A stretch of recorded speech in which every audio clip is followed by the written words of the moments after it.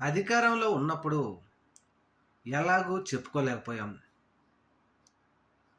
మరి ఇప్పుడైనా ఈ నాయకులందరూ మేము ఇదిగో మా 5 సంవత్సరాల్లో ఇదంతా చేశాం ప్రజల కోసం. నా నియోజకవర్గంలో నేను ఇది పలానా చేశాను. పలానా వాళ్ళకి ఇది చేశాను అని ఎందుకు చెప్పలేకపోతున్నారో వైఎస్ఆర్‌సీపీ వాళ్ళు ఇప్పటికి కూడా అర్థం కాలేదు. జగన్మోహన్ రెడ్డి గారు ఒక్కరే వచ్చి వివరాలతో సహా ఆయన మీడియా మిత్రులకు వివరించాల్సి వస్తుంది గానీ, లోకల్‌లో ఉన్నటువంటి ఇన్‌చార్జీలు ఎవడు కూడా మాట్లాడటం లేదు.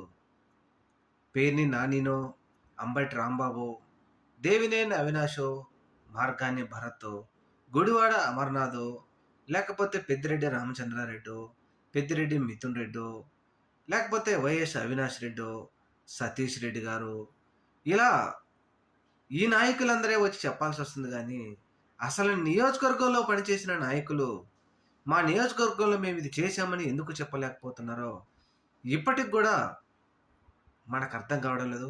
ఇప్పటికన్నా నోరు తెరిసి, మనం చేసిన డెవలప్‌మెంట్‌ని ప్రజలకు చెప్పే ప్రయత్నం చేయండిరా నాయనా అని పెద్ద ఎత్తున ఇప్పుడు అందరూ కోరుకుంటా ఉన్నారు వీళ్ళని.